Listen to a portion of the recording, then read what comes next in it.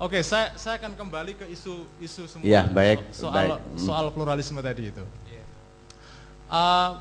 Menurut saya tidak benar, Ustadz, bahwa isu pluralisme ini hanya dikembangkan oleh orang-orang Kristen pada saat mereka minoritas di kalangan umat Islam yang mayoritas. Itu tidak benar. Di Amerika sendiri, di tempat saya belajar di kawasan Boston, itu usaha di sana jelas yang mayoritas adalah orang Kristen. Orang Islam sedikit jumlahnya. Orang-orang yang paling aktif untuk mempromosikan kegiatan-kegiatan yang berkaitan dengan dialog antar agama, yang berkaitan dengan pluralisme, itu justru kalangan Kristen.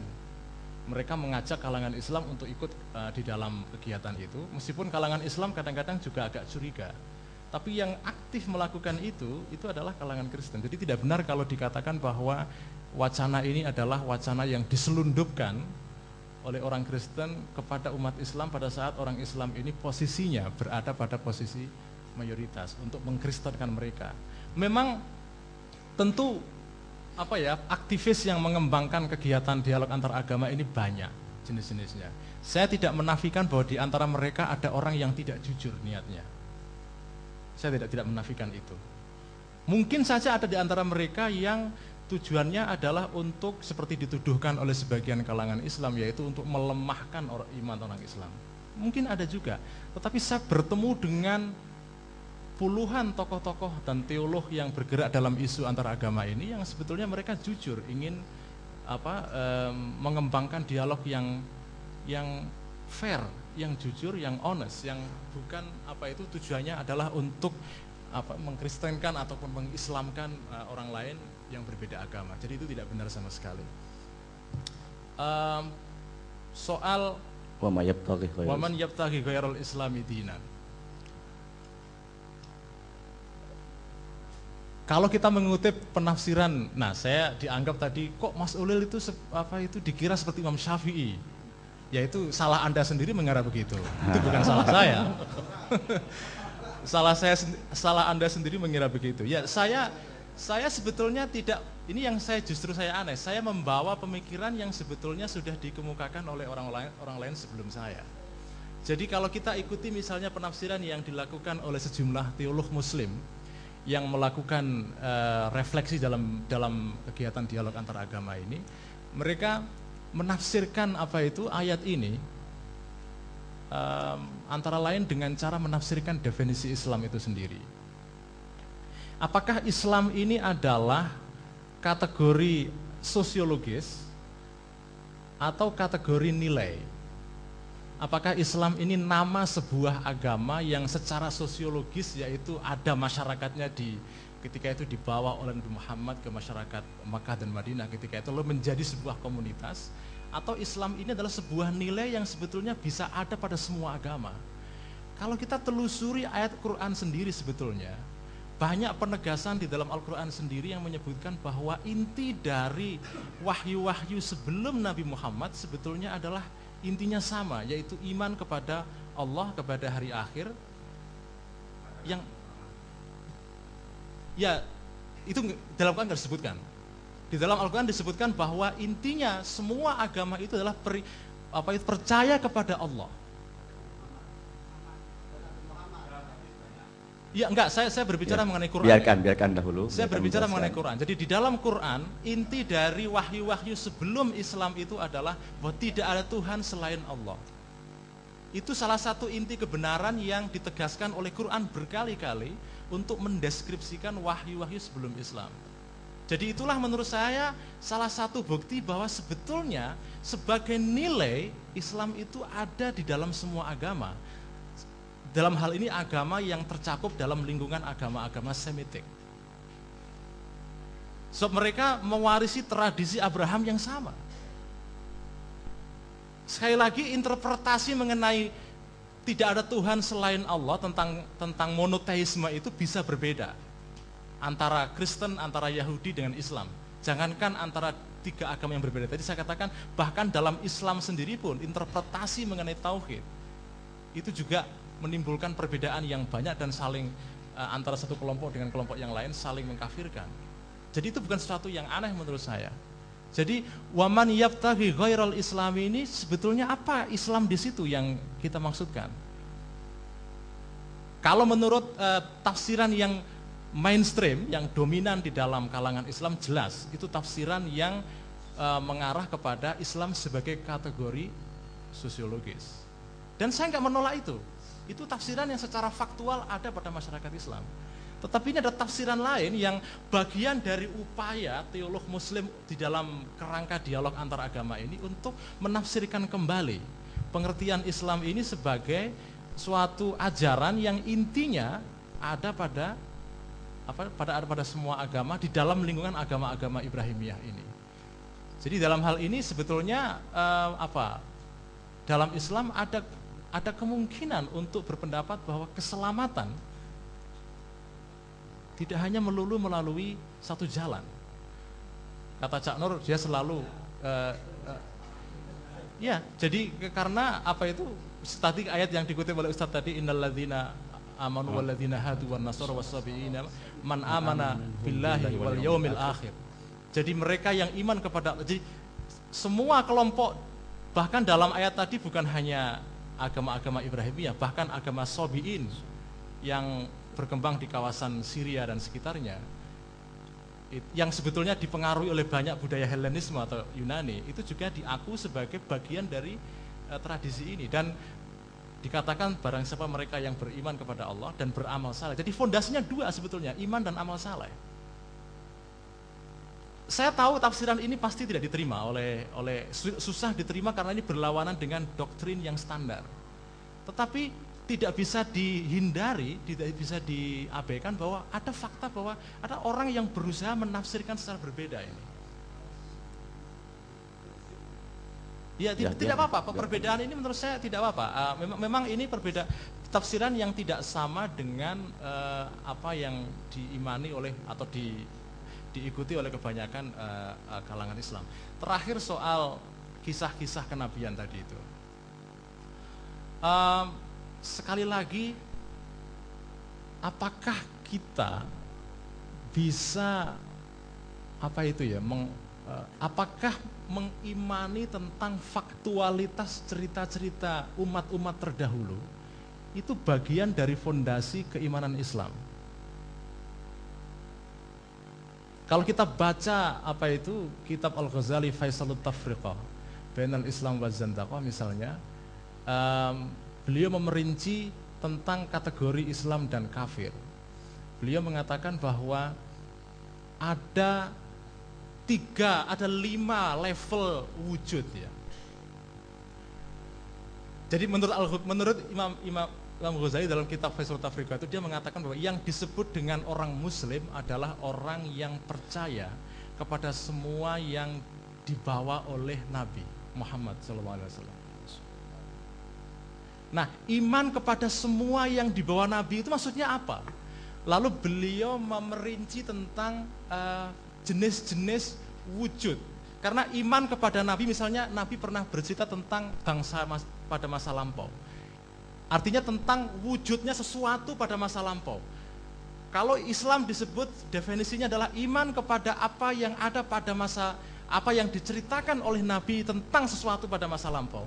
Itu imannya itu maksudnya apa? Lalu Al-Ghazali menyebut tentang 5 tingkatan wujud ya, tingkatan keberadaan.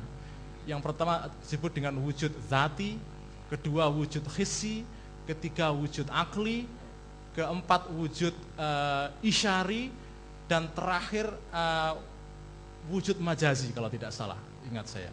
Jadi barang siapa beriman kepada semua yang dikatakan Nabi dalam spektrum 5 tingkatan ini, dia tidak bisa dianggap sebagai seorang kafir. Kalau saya misalnya mengatakan bahwa yang penting dalam Al-Quran itu bukan beriman kepada faktualitas cerita itu sendiri, karena Quran hanya menceritakan kembali kisah-kisah yang ada pada tradisi Bani Israel pada masa lampau, tetapi kita hanya diminta untuk iman kepada ibrohnya. Karena tujuan Al-Quran itu bukan meminta kita percaya kepada faktualitasnya. Tadi dikatakan bahwa harus iman kepada faktualitas itu. Kalau tidak, itu mengingkari sakralitas Al-Quran. Itu kan tafsiran Anda.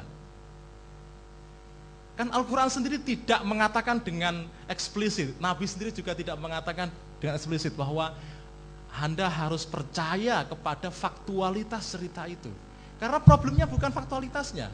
Soal fakta atau tidak itu sekunder buat menurut saya, dalam tafsiran saya. Anda bisa berbeda dengan saya. Faktualitasnya adalah sekunder. Yang paling pokok adalah ibrohnya itu. Itu yang menjelaskan kenapa cerita dalam Al-Quran selalu disampaikan dalam bentuk yang tidak lengkap, karena bukan masalah kelengkapan cerita atau faktanya itu sendiri yang paling penting. Jadi menurut saya tafsiran saya ini tidak bisa dianggap sebagai mengingkari kesakralan Quran, karena saya masih memandang Quran sebagai fondasi dalam keberagamaan saya sebagai seorang Muslim, fondasi pokok. Nah, soal bagaimana kita menafsirkannya itu menurut saya kita bisa berbeda. Itu tidak masalah menurut saya ya. Mungkin yang dimaksud karena nggak ada catatan kaki sehingga dianggap tidak sakral. Nah, yang catatan kaki itu adalah kitab-kitab terdahulu, bukan Al-Qur'annya. Keterangan kitab-kitab terdahulu mengenai kisah-kisah Nabi masa lampau yang lengkap itu boleh dianggap sebagai semacam catatan kaki. Jadi kalau kita mau membaca kisah lengkap tentang Nabi Ibrahim, itu kan diceritakan secara singkat di Quran. Maka bacalah lengkapnya itu di dalam Perjanjian Lama. Tidak harus Anda percaya itu. La tusaddiquhu wa la tukadzibuhu. Harus diteliti. Nah, kalau sudah berbicara begini, sebetulnya kita sudah tidak berbicara lagi mengenai soal doktrin ya. Tapi kita harus berbicara mengenai sejarah sebetulnya. Dan saya kira perlu forum tersendiri. Misalnya soal penyaliban Yesus. Versi Islam mengatakan Yesus disalib. Kristen tidak. Menurut saya ini perdebatannya lebih baik diangkat dalam perdebatan historis. Saya banyak belajar dari teman-teman Kristen yang punya versi tafsiran yang berbeda mengenai ini, yang saya masukkan dalam buku saya atau terakhir itu yang menyegarkan kembali pemikiran Islam. Ada tulisan pendek dari teman saya seorang pendeta yang menjelaskan bagaimana versi Kristen mengenai itu, yang saya kira perlu kita baca. Kalau baca tafsir Ar-Razi dalam Mafatihul Ghaib mengenai ayat itu, sebetulnya Ar-Razi punya pendapat yang menurut saya agak sedikit canggih. Dia antara lain mengatakan begini: kalau orang Islam tidak mempercayai versi orang Kristen tentang penyaliban Yesus, padahal di dalam umat Kristen, kabar tentang penyaliban Yesus itu kabar yang mutawatir. Itu kata Ar-Razi. Kalau kita mengingkari itu, maka kita sama dengan menyangkal salah satu fondasi dalam epistemologi Ahli Sunnah wal Jamaah sendiri, yang menyebutkan bahwa khabar mutawatir itu tidak bisa disangkal. Jadi kalau kita misalnya tidak percaya kepada khobar mutawatirnya enggak. Di dalam Islam yang disebut dengan khobar mutawatir itu tidak terbatas kepada khobarnya orang Islam. Kalau Anda baca definisi mengenai khobar mutawatir, itu khobar secara umum. Khobar mutawatir tidak monopoli milik orang Islam. Khobar mutawatir itu kalau Anda baca usul fikih, salah satu contohnya misalnya ada orang bercerita bahwa ada kota yang disebut dengan Baghdad. Anda nggak pernah datang ke sana, tapi orang berkali-kali cerita bahwa ada kota namanya Baghdad. Yang cerita itu ya Islam ya, semua bercerita sama. Itu namanya khobar mutawatir. Tidak harus khobar mutawatir adalah khobar mutawatir yang hanya berlaku untuk orang Islam, hanya terkait dengan penceritaan hadis. Tapi khobar mutawatir tidak saja tentang hadis. Khobar mutawatir itu bisa tentang kabar secara umum. Kabar tentang adanya negara Amerika. Kabar mutawatir, kalau Anda baca definisi mengenai kabar mutawatir, begitu dalam usul fikih. Ya. Kabar tentang adanya kota Baghdad, itu contoh yang paling lazim dipakai di dalam usul fikih. Jadi bukan hanya tentang hadis saja. Kabar mutawatir, khobar yang umum juga gitu. Jadi, nah Ar-Razi punya tafsiran yang menurut saya menarik di situ. Meskipun beliau pada akhirnya tetap percaya bahwa versi yang paling benar adalah versi Al-Quran, bahwa Nabi Isa disalib. Tapi dia punya penafsiran yang menurut saya jauh lebih subtil, lebih canggih ketimbang tafsiran yang sifatnya sederhana saja gitu. Ya. Kembalikan lagi. Baik, sebentar. Saya harapkan, saya ulangi lagi bahwa nanti diskusi ini kita harapkan tidak menyangkut masalah pribadi, tapi masalah pemikiran. Ya, tolong saya jaga akhlak kita. Kemudian ini juga nanti kita akan mencapai ittifaq fil ikhtilaf, atau ikhtilaf fil ikhtilaf.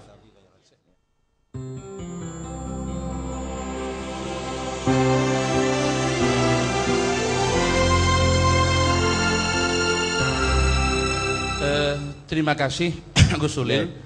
Di sini tampak sekali bagaimana Gus Ulil melakukan tahrif terhadap rujukan. Saya tertarik dari yang terakhir. Yang terakhir itu bukan ungkapan Ar-Razi. Di sini ada kitabnya. Itu Ar-Razi mengemukakan ada subuhat yang disampaikan oleh mereka.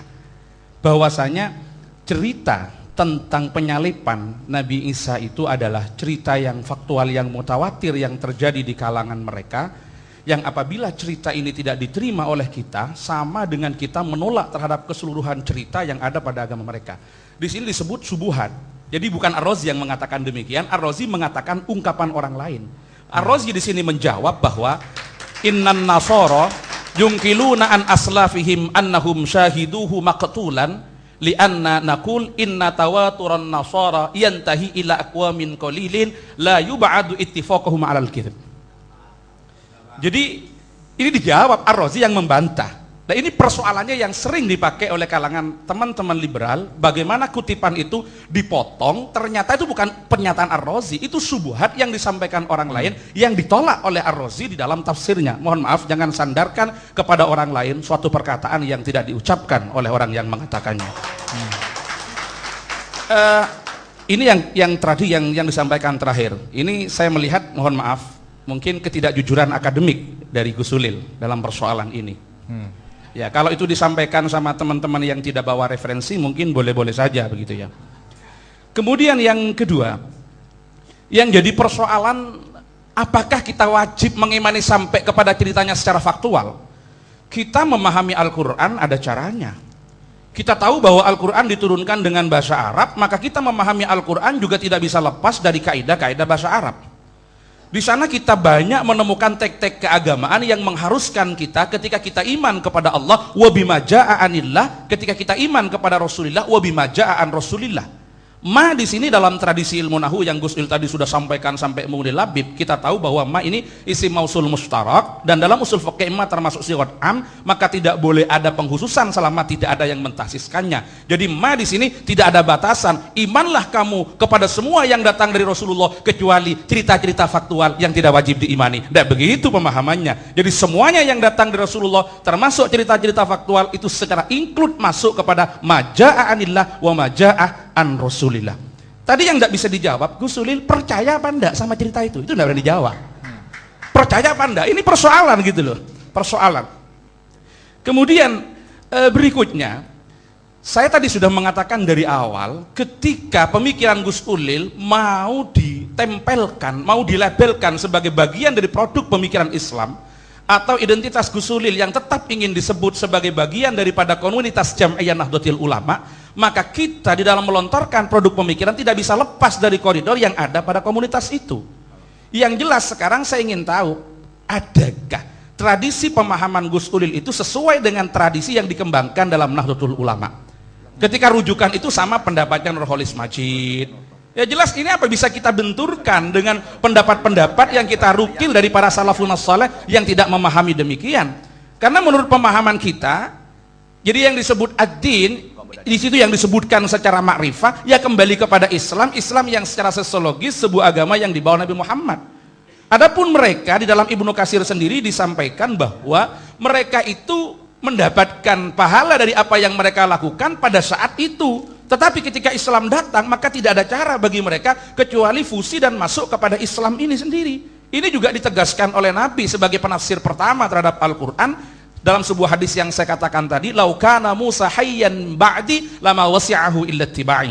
Ini persoalannya. Jadi yang perlu saya tekan, kalau Gus Solil mau melepaskan pemikirannya dari tradisi kaum muslimin yang mayoritas, yang jadi mainstream dalam orang Islam, kemudian mau melepaskan tradisi pemikirannya dari tradisi Nahdlatul Ulama, kita tidak mau terganggu dengan itu, asalkan lepas. Tapi yang jelas, menurut pemahaman kami, cara-cara pemahaman panjenengan tidak cocok dengan cara-cara pemahaman yang sekarang ini dipegangi oleh Jamiah Nahdlatul Ulama. Kalau itu dilepas, silahkan dikembangkan pemikirannya kemana saja, tanpa ada batasan, tanpa ada batasan. Jadi kalau orang hanya mau mengatakan ini pendapat Anda, ini pendapat saya, ya semuanya orang boleh dong mengatakan seperti itu. Tetapi sandarannya kemana? Kita memahami Al-Quran bukan semau kita, tetapi ada aturan-aturan main yang harus kita pakai di dalam memahami Al-Quran itu tadi. Ini yang menjadi keberatan kami. Makanya tadi bagaimana inna dina indallahil Islam wa may yabtaghil islami dinan, itu tidak pernah bisa dijawab secara utuh karena lagi-lagi sandarannya ke sana. Makanya saya menjadi curiga begitu loh. Ya orang curiga boleh kan, ada orangnya begitu, biar ada tabahyun. Ketika teman-teman CIL itu selalu mengajak kita bagaimana kita menyegarkan kembali pemahaman Islam, menjadikan Islam bukan sebagai sesuatu yang statis tapi produk pemikiran keagamanya terus bergerak, maka kita jangan menjadi orang yang tunduk kepada teks begitu saja. Kalau mungkin bahasanya teman-temannya Gus Solil itu disebut dengan obadun nusus gitu ya. Tetapi di satu sisi kita diajak lari dari pemahaman tekstual Al-Quran, cuma kita diajak untuk sembunyi dan tunduk di bawah pemahaman tek-tek yang justru tek-tek itu bikinan manusia. Kenapa? Buktinya ketika pemahaman Gus Solil terhadap tek-tek Al-Quran tidak sejalan dengan apa yang dimaksudkan misalkan dalam Universal Declaration of Human Rights yang sekarang ini selalu diagung-agungkan, ternyata seakan-akan pemahamannya terhadap Al-Quran itu yang dikalahkan. Ini sama dengan melarikan kita dari sesuatu yang bersifat transendental, tapi kita dibawa untuk tunduk kepada sesuatu yang bersifat profan. Jadi kita mengkritisi tek-tek Al-Quran karena tidak sesuai dengan apa yang dimaksudkan oleh HAM. Berarti kan menempatkan HAM lebih daripada Al-Quran. Ini yang jelas tidak bisa diterima di dalam tradisi Nahdlatul Ulama. Kenapa? Ya. Ini tidak cocok dengan isu-isu HAM. Jadi Al-Qurannya yang harus dirubah, bukan sana yang jelas-jelas sudah produk manusia. Makanya adanya desakralisasi terhadap tek-tek Al-Quran, justru kita dijebak untuk mengagung-agungkan apa yang menjadi kehendak daripada isu-isu yang ada di dalam keputusan-keputusan HAM itu. Ini yang perlu saya tegaskan lagi, tolong dijawab kalau Gus Solil masih menghargai manhaj Nahdlatul Ulama. Kalau dilepas itu tidak ada perlunya, silahkan, sudah sampean mau berkata seperti apa, tapi lepas identitasnya, saya bukan orang NU, saya bukan orang Islam gitu loh. Kalau itu tidak bisa. Baik, terima kasih. Ada tambahan sebentar habis ini dari Gus Idrus. Yang jelas insya Allah beliau akan calon ketua umum PBNU ini. Terima kasih.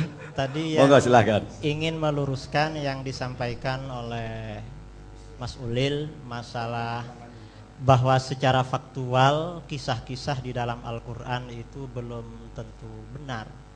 Karena di dalam ajaran kita hadis maudhu, hadis saja, hadis palsu itu kan tidak boleh membuat cerita-cerita palsu, membuat hadis-hadis palsu, itu kan ancamannya akan masuk neraka.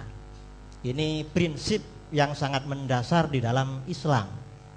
Dan ini apalagi berkaitan dengan kisah-kisah faktual yang ada di dalam Al-Quran, lalu kita masih menanamkan kemungkinan itu sebenarnya tidak benar misalnya.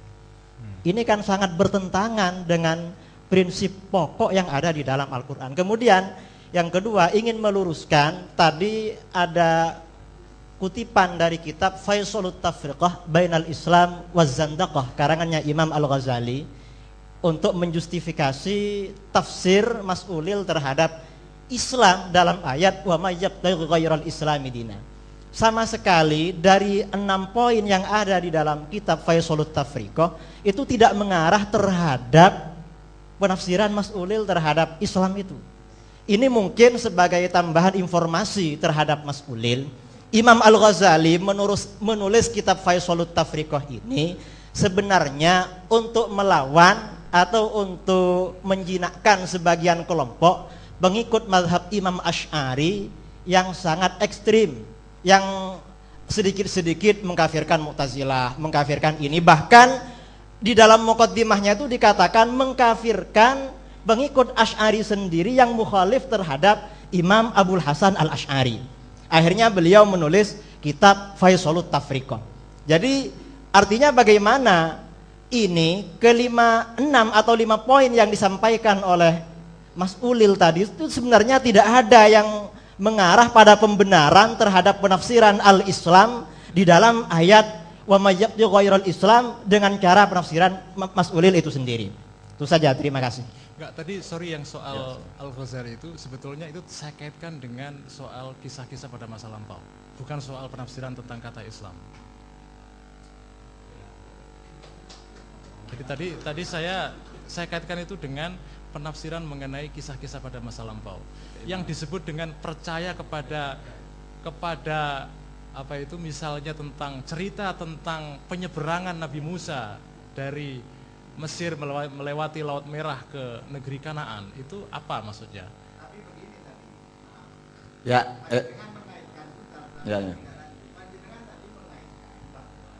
kisah-kisah itu bagi kalangan kita ada nilai kesakralan, ada nilai kepercayaan. Sehingga kalau kisah-kisah itu diartikan adalah ibrohnya, bukan faktualnya, berarti otomatis kepercayaan akan Islam itu sendiri itu tidak sebagaimana nas, tetapi masih dimungkinkan ada penafsiran lain, misalnya kebenaran yang tidak pernah berhenti, proses untuk menuju kebenaran yang tidak pernah berikan, begitu bolak-balik. Memang benar bukan soal Islam, tetapi panjenengan tadi sempat mengaitkan bahwa cerita-cerita itu adalah juz'un minal Islam. Begitu tadi panjenengan. Jadi tidak salah apa yang disampaikan. Enggak, saya koreksi. Kalau saya mengatakan itu saya koreksi. Ya, rujukan kepada Al-Ghazali saya kaitkan dengan penafsiran atas kisah-kisah masa lampau. Saya koreksi. Begini maksud saya. Bagi kita ini, Mbah Uli, cerita yang ada di Al-Qur'an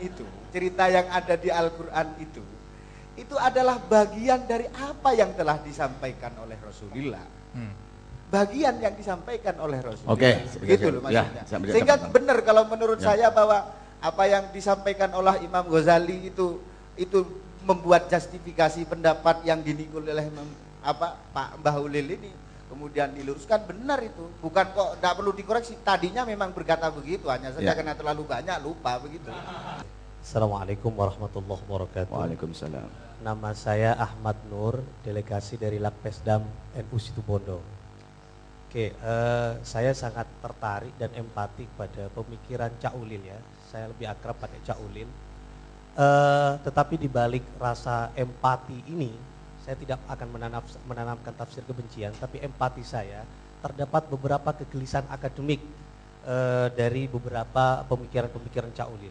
Yang pertama tentang Nabi terakhir tadi. Nah, dalam kajian Nabi terakhir ini sebenarnya Cak Ulil menggunakan teori strukturasi guidance, ya Cak ya, dalam tulisannya Wahyu Progresif di situ. Nah, saya agak keberatan ketika proses operasionalisasi strukturasi guidance dalam teks itu, dalam untuk menafsirkan, memposisikan diri Nabi sebagai agent of history, jadi agen sejarah yang dipandu oleh Tuhan. Nah, dalam teori guidance itu sendiri, itu yang dinamakan agen, ada beberapa tipologi. Yang pertama itu, agen itu harus memiliki motivasi tindakan. Yang kedua, agen itu harus memiliki rasionalisasi tindakan. Yang ketiga, agen itu harus memiliki monitoring terhadap refleksi tindakan. Nah, agen ini tidak dipandu. Jadi kalau tadi dipandu oleh Tuhan, berarti ini tidak tepat ketika Nabi Muhammad disebut sebagai agent sejarah, agen sejarah. Kalau ini menggunakan teori strukturasinya Anthony Giddens. Nah, yang tepat disitu Nabi Muhammad sebagai aktor sejarah yang segala sesuatunya itu adalah dimonitoring oleh Tuhan dan digerakkan oleh Tuhan. Nah, di situ. Nah, walaupun Nabi Muhammad memiliki sebuah hak untuk berkreasi terhadap persoalan-persoalan kemanusiaan. Nah, itu yang pertama yang paling tidak secara ilmiah. Jadi teori itu ketika diterapkan terhadap sebuah teks, paling tidak jangan mencoba untuk mereduksi makna dasar dari sebuah teori itu sendiri, biar tidak mengalami beberapa reduksi pada akhirnya. Itu yang pertama. Yang kedua, dalam sebuah tulisannya lagi, judulnya saya lupa, tapi pada gagasan besarnya di situ Cak Ulil mengidolakan Barat, seolah-olah di situ sumber kemajuan sumber kemajuan adalah Barat. Jadi orang Islam kalau ingin maju, dalam sebuah pernyataannya saya pernah membaca, belajarlah pada Barat. Nah, bagi saya ini kok keliru kalau menurut saya, karena saya punya asumsi juga. Kenapa? Nah, karena di Islam ada satu metode yang sangat ampuh untuk menciptakan kemajuan, yaitu Iqra. Nah, membaca. Nah, budaya baca saat ini direbut oleh Amerika, sehingga Amerika menguasai teknologi saat ini, sehingga Amerika sebagai negara adikuasa. Nah, dia memiliki apa? Dia menggunakan metode Iqra tadi, metode baca. Nah, saat ini umat Islam sudah lemah terhadap metode baca dan menulis. Nah, ini sebenarnya bukan belajar ke barat bagi saya, kita harus belajar pada Islam sendiri yang memiliki metode pertama kali ampuh, yaitu Iqra. Saya kira itu. Yang saya tanyakan begini, yang pertama adalah awal pemikiran dari Gus Ulil, ini kelihatan percampur adukan dari teologi Nasrani, teologi Yahudi, pola pikir Barat, sehingga di sana mohon maaf, cara mengkawinkan Kristen itu pertama di Vatikan. Saya belajar dulu waktu di adiknya Pak Zarkasi, Hamid Fahmi Zarkasi, itu beliau pernah menulis bahwa dan meneliti cara menikahkan pernah nama Tuhan di Kristen saja berbeda. Vatikan pertama God, begitu ya. Kemudian yang kedua Allah, yang ketiga Yesus. Keberadaan dari Tuhannya saja sudah mukhtalaf. Itu yang Anda idolakan kan Arab, kan Barat semacam itu. Yang kedua, liberal itu sebetulnya muncul itu kan sebagai madhab sosial politik, bukan madhabud diniyah sebetulnya. Tapi Anda perlebar sekarang menjadi madhab yang kayaknya bisa mentakwil Quran dan tafsir Quran dengan ro'yi. Padahal dalam hadis man fassarul Quran bi ghairi ilmin falyatabawa maq'adahu minan nar. Mungkin neraka menurut Mas Ulil itu enak, mungkin begitu. Kemudian terakhir saya memberikan catatan, kalau ittihadul adyan, semua agama itu sama, saya kritisi apakah Mas Ulil sendiri berani dalam prosesi pemakaman ala Hindu andaikan itu dibakar. Kalau kita mengatakan adyan itu sama, seluruh agama itu sama, andaikan ya nyuwun sewu, Anda mempraktekkan cara penghormatan terakhir kalau dalam Islam dikubur mayat itu. Kalau dalam agama lain andaikan semuanya sama di Hindu, Anda dibakar bagaimana? Nggih. Monggo Gus Mbah Mas Ulil. Tadi soal apa itu, pemikiran saya ini dianggap sebagai sesuatu yang keluar dari tradisi NU. Ya, ini memang statement yang ambigu ya. Bagaimana kita mendefinisikan ke-NU-an ini? Ke-NU-an didefinisikan berdasarkan akidah Ahlussunnah wal Jamaah. Tetapi faktanya secara faktual, gagasan tentang pluralisme ataupun kesamaan agama-agama itu bukan sesuatu yang itu diikuti oleh 1-2 orang gitu loh. Bagaimana Anda menjelaskan ini? Bagaimana Anda menghakimi seseorang itu masih dalam NU atau tidak karena gagasan tentang ini, padahal gagasan tentang ini misalnya sudah pernah dilontarkan oleh Gus Dur sejak lama. Apakah lalu, ya saya nggak mengatakan Gus Dur ini wakil dari NU, tetapi misalnya apakah mengeluarkan orang semacam Gus Dur dengan gagasan-gagasannya yang kadang-kadang juga kontroversial dari luar NU itu apakah masuk akal gitu. Jadi menurut saya di dalam NU sendiri ini juga ada keragaman sebetulnya. Memang basisnya adalah doktrin Ahlussunnah wal Jamaah, tapi di dalam prakteknya sebetulnya banyak sekali perbedaan-perbedaan yang kadang-kadang radikal. Ingat ketika Ki Ahmad Siddiq menerima Pancasila sebagai asas tunggal, beliau banyak dikafirkan oleh beberapa kelompok. Bahkan kiai-kiai juga ada yang keberatan secara fundamental, keberatan dengan pendapat Ki Ahmad misalnya.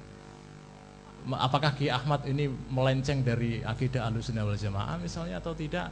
Ya itu menurut saya definisi tentang NU, apakah Anda masuk dalam NU atau tidak berdasarkan pendapat ini atau itu, menurut saya itu sesuatu yang agak ambigu, susah dipegang gitu.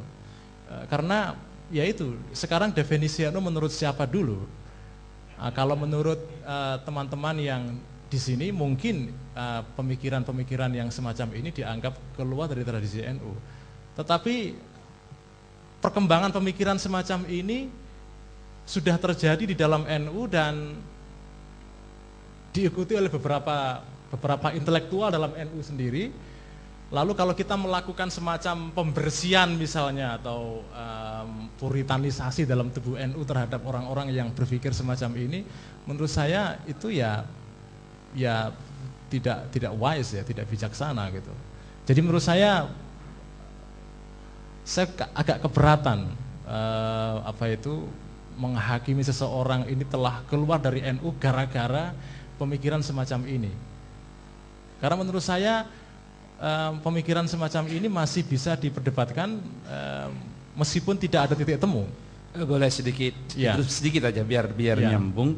Yang saya katakan tadi bukan menghakimi Anda keluar dari pemikiran Anda tidak sesuai dengan pemikiran yang berkembang dalam tradisi Nahdlatul Ulama.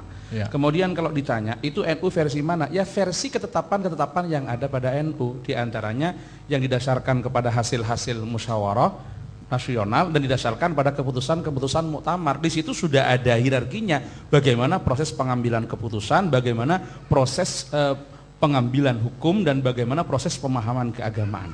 Jadi kalau Anda mengatakan apakah seumpama kalau itu Gus Dur, kalau memang seumpama itu terjadi pada siapapun, maka kita mengatakan tradisi pemikiran itu adalah tradisi yang tidak cocok dengan tradisi yang dikembangkan dalam Nahdlatul Ulama. Versi siapa? Versi kesepakatan. Jadi di sini ada, dan yang saya katakan tadi, cara-cara berpikir seperti itu tidak cocok dengan cara-cara berpikir yang dipakai di dalam tradisi Nahdlatul Ulama. Bukan untuk mengeluarkan orang, tapi pemikirannya bukan pemikiran yang ada di dalam Nahdlatul Ulama. Makasih. Ya, soal cara tadi itu, cara yang dipakai sebagai standar untuk menghakimi seseorang apakah pemikirannya masih masuk dalam NU atau tidak. Cara yang sama bisa menelurkan gagasan yang berbeda gitu. Contoh tadi misalnya soal penafsiran terhadap kisah-kisah pada masa lampau. Saya membedakan antara klaim akidah dengan klaim historis, harus dibedakan. Secara akidah saya percaya kisah-kisah itu. Tetapi secara historis mungkin perlu ada penelitian yang lain. Saya tidak tahu secara historis apakah itu fakta atau tidak. Saya beriman kepada cerita-cerita itu sebagai akidah saya, tetapi secara faktual apakah betul atau tidak, saya tidak enggak, menurut saya harus dibedakan antara klaim iman dengan klaim historis. Kalau seorang punya klaim tertentu tentang suatu fakta, dari segi imannya mungkin belum tentu sesuai dengan apa dalam faktanya gitu. Orang Hindu bisa punya klaim tentang misalnya kisah-kisah pada masa lampau, tetapi secara historis mungkin perlu pembicaraan yang terpisah.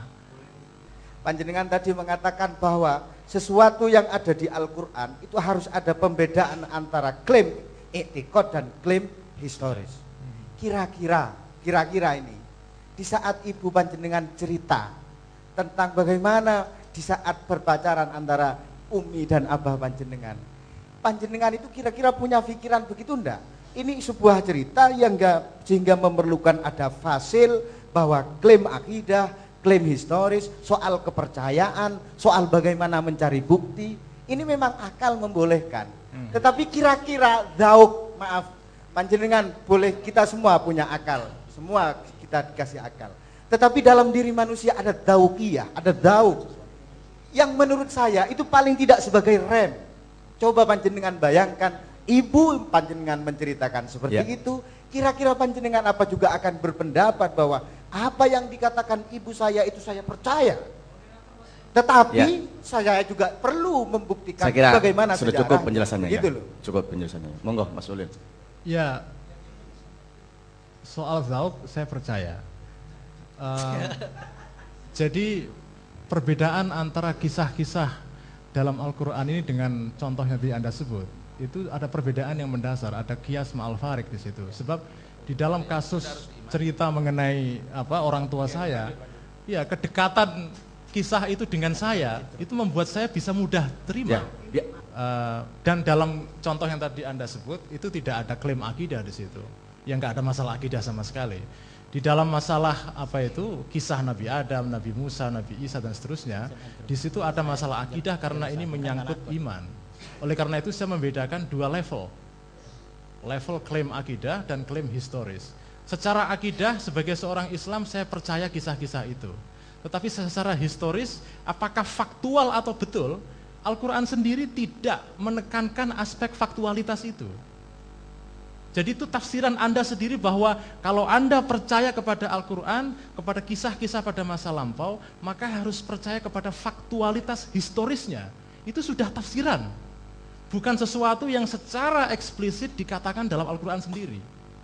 Jadi saya secara akidah saya percaya kepada kisah-kisah itu, dan buat saya yang penting sekali lagi saya tekankan itu adalah aspek ibrahnya, moral ceritanya. Faktualitasnya bukan sesuatu yang terlalu penting buat Al-Quran sendiri karena itu bukan sesuatu yang ditekankan. Monggo. Ini interupsi sebentar ini. Ada beberapa hal yang perlu saya tanyakan sama Mas Ulil. Yang pertama mengenai persamaan agama-agama. Kalau Mas Ulil menyebut semua agama sama, benar. Semua benar. Saya ingin tanya, di mana letak kebenaran, kesamaan kebenaran yang agama-agama bawa? Kemudian, menurut saya, pernyataan Mas Ulil yang mengatakan bahwa ada persamaan-persamaan dalam agama-agama Abrahamik, ini memang dapat saya terima. Tetapi dalam tulisan-tulisan beliau menyatakan semua agama-agama tanpa mengatakan agama Abrahamik atau non-Abrahamik. Saya ingin tahu bagaimana Mas Ulil dapat menjelaskan titik persamaan antara Islam dan Buddha misalnya. Dalam Islam kita mengenal konsep tauhid yang sangat konkret, yang sangat lengkap dan kompleks. Tetapi dalam Buddha tidak ada itu namanya konsep tentang ketuhanan. Saya ingin tahu. Ini yang pertama.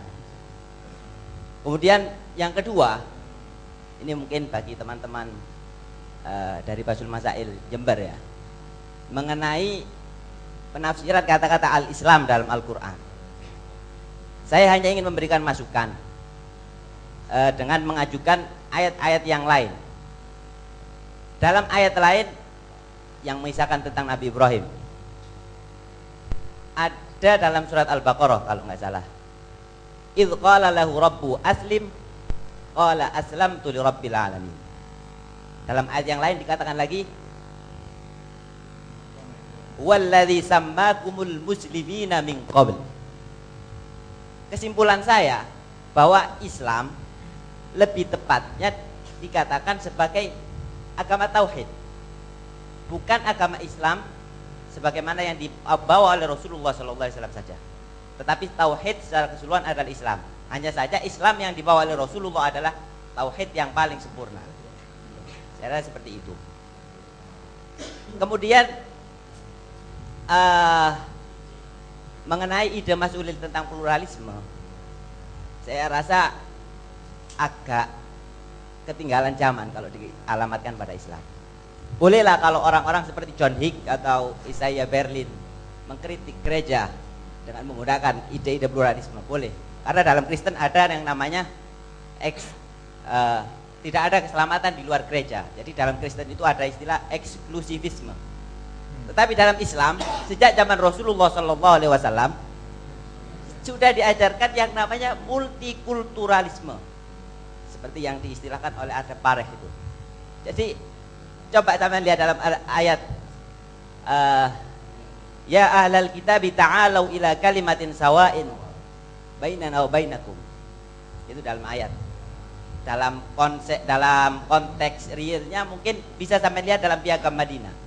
Bagaimana Rasulullah SAW bisa menghargai, menoleransi dan mengapresiasi kelompok-kelompok di luar Islam. Tetapi sebagai catatannya untuk Mas Ulil, jadi Islam bisa menerima, bisa menghargai, dan bisa mengapresiasi agama-agama di luar Islam dalam batasan-batasan sosial kemasyarakatan. Tetapi dalam urusan ideologi, seorang muslim wajib berkeyakinan bahwa Islam adalah agama yang paling benar. Ya, nggih. Nanti kita buka lagi kalau ada kesempatan. Monggo, Gus.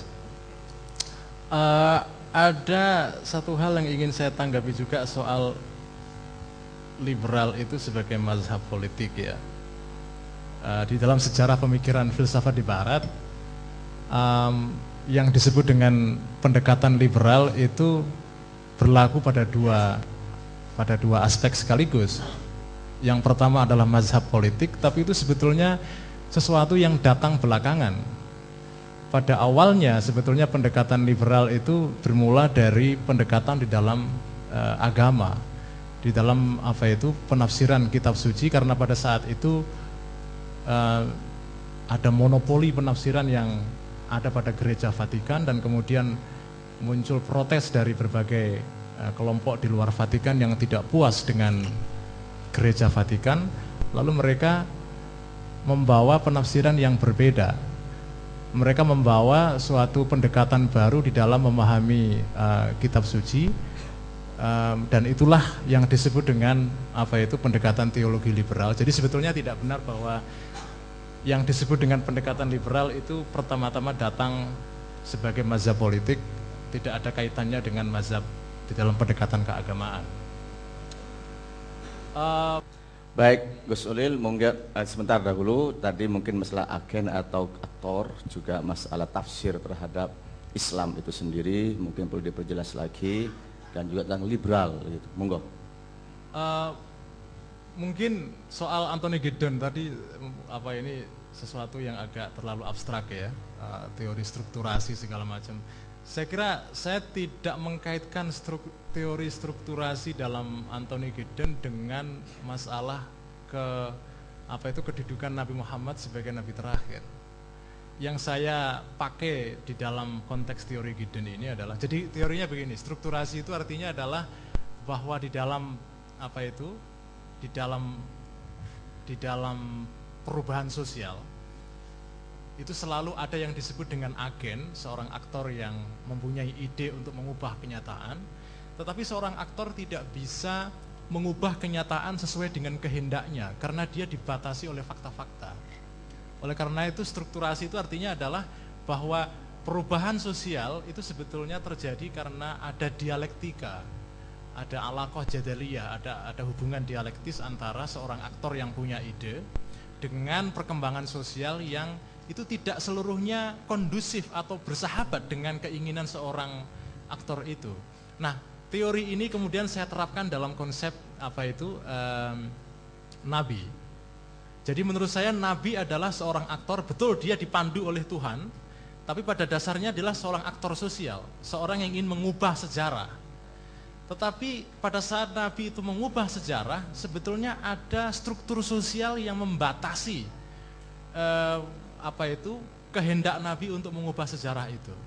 Jadi ada hubungan dialektis antara Nabi sebagai aktor dan struktur sosial yang tidak seluruhnya memungkinkan semua ide-ide Nabi itu bisa dilaksanakan secara sempurna.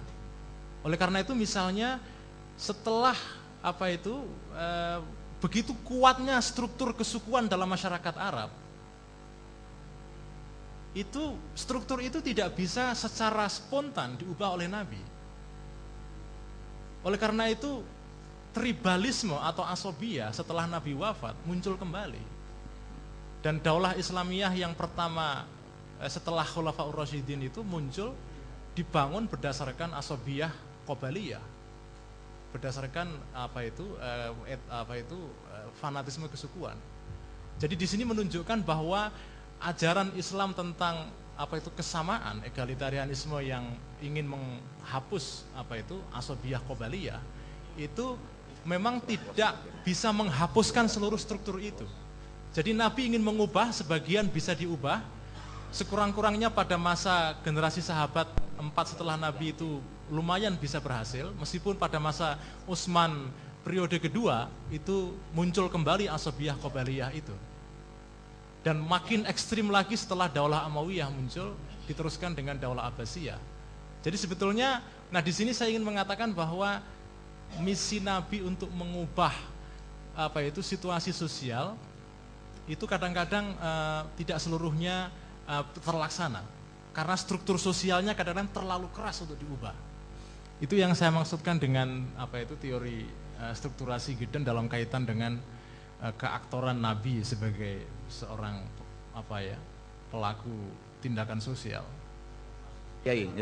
Taksis dengan akal, ya itu mukhtalaf fihi, tetapi sebagai suatu metode itu ada dikembangkan dalam. Kalau Syafi'iyah tidak mengakui itu, tapi mazhab lain di dalam lingkungan mazhab Sunni itu. Ya, terima kasih Yai. Nanti diikuti nanti aja. Saya tidak bisa mengatakan itu sedikit di dalam beberapa hal yang sifatnya terang benderang, misalnya seperti ayat dalam Al-Qur'an yang terkenal, kullu syai'in halikun illa wajhah. Yang lain, Allahu khaliqu kulli syai'. Nah, bagaimana kita memahami ayat itu? Salah satu contoh taksis bil akal yang sering dipakai di dalam konteks usul fikih. Allah menciptakan segala sesuatu. Apakah sesuatu termasuk dirinya sendiri atau tidak? Nah, secara akal kita tahu bahwa khaliqu kulli syai' itu mengeluarkan Allah dari cakupan kulli syai' itu. Jadi dengan akal kita sendiri sebetulnya kita tahu bahwa ada sesuatu yang ditahsis dari keumuman ayat itu. Nah, ini contoh yang sifatnya badihi ya. Secara aksiomatik kita sudah bisa memahami itu. Tetapi saya menganggap bahwa tahsis bil aql di dalam kasus cerita-cerita pada masa lampau itu bisa terjadi. Sekali lagi, Al-Quran tidak menekankan di dalam Al-Quran sendiri secara eksplisit tidak ada masalah faktualitas itu diangkat sebagai isu. Jadi kalau kita membuat pembedaan, ini tafsir juga. Jadi Bapak punya tafsir, saya punya tafsir. Di dalam tafsiran saya ada pembedaan antara klaim teologis dengan klaim faktualitas. Secara faktual kita tidak tahu sebetulnya apa yang terjadi sesungguhnya pada masa Bani Israel dulu. Apakah sejatinya peristiwa Nabi Musa itu menyeberangi Laut Merah? Itu seperti apa? Kita tidak tahu. Kita hanya diceritakan dalam kitab suci dan itu pun tidak cukup lengkap dalam Al-Quran ya. Lengkapnya di dalam kitab Perjanjian Lama. Jadi Al-Quran sendiri sebetulnya tidak terlalu peduli dengan detail-detail apakah ini fakta atau tidak, ini bagaimana plot ceritanya, itu tidak terlalu diperlukan. Yang penting adalah bagaimana kita belajar dari kisah-kisah pada masa lampau. Monggo silahkan Gus Aab. Terima kasih. Saya hanya memberikan catatan akhir kepada Mas Ulil dan ini sebuah kesimpulan sementara, boleh dianggap klaim atau tidak.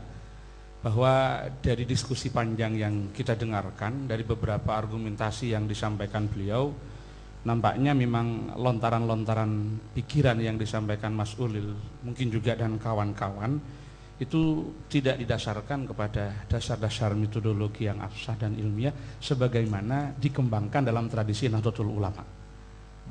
Ini bukan persoalan penghakiman, tetapi itu sudah ada koridornya sebagaimana diputuskan di dalam muktamar dan diputuskan dalam munas. Urusan kebebasan berpikir saya kira tidak bisa dipertemukan karena masing-masing punya cara, punya kecenderungan untuk mereverse kemana saja, terlepas dari beliau. Tetapi kita sebagai warga NU punya aturan main yang harus kita ikuti kalau kita masih mau masuk dalam lingkungan itu pada konteks pemikiran. Ini kesimpulan kami. Kemudian untuk menanggapi dari apa yang disampaikan oleh teman-teman, misalkan tadi yang disampaikan oleh Gus putranya Yai Ali tadi, pemahaman kita bukan ke situ, Iman. Kita yakin bahwa tidak ada agama yang diakui oleh Allah selain Islam. Jadi Islam itu secara normatif bukan agama yang hanya diturunkan kepada Nabi Muhammad untuk disampaikan kepada umatnya, tetapi agama yang pernah diturunkan oleh Allah kepada nabi-nabi sebelumnya. Karena memang tadi juga didukung oleh data-data dalil ya yang menyatakan bahwa semua agama itu namanya Islam. Maka Ibrahimu Yahudiyya wala Nasraniyya walakin kana hanifan musliman wa ma kana minal musyrikin.